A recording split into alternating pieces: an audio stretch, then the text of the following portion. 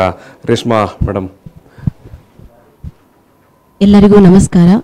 ಮೊದಲನೇದಾಗಿ V4 ಚಾನಲ್ಗೆ ನಮ್ಮನ್ನು ಇಲ್ಲಿ ಆಹ್ವಾನಿಸಿ ನಮ್ಮನ್ನು ಈ ದಕ್ಷಿಣ ಕನ್ನಡದಲ್ಲಿ ಗುರುತಿಸಿದ್ದಕ್ಕಾಗಿ ನಾನು ನಿಮ್ಮನ್ನು ವಂದಿಸುತ್ತೇನೆ.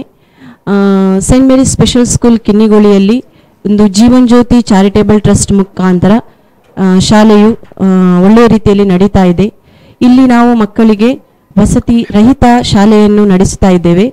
ನಮ್ಮ ಶಾಲೆಯಲ್ಲಿ 56 ವಿದ್ಯಾರ್ಥಿಗಳು ಪ್ರತಿನಿತ್ಯ ಬರ್ತಾ ಇದ್ದಾರೆ.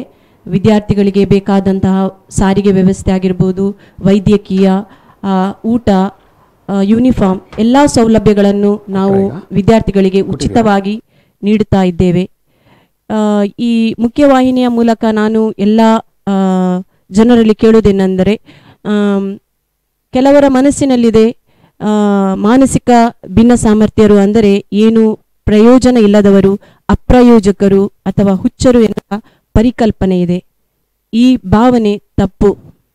ಇವರಿಗೆ ನಾವು ವಿಶೇಷ ಶಾಲೆಯಲ್ಲಿ ಒಳ್ಳೆಯ ಅವಕಾಶ, ವ್ಯಾವಹಾರಿಕ ಜ್ಞಾನ, ವೃತ್ತಿ ತರಬೇತಿ ಮುಂತಾದ ಕೌಶಲ್ಯಗಳನ್ನು ನಾವು ವಿಶೇಷ ಶಾಲೆಗಳಲ್ಲಿ ಕಲಿಸುತ್ತೇವೆ.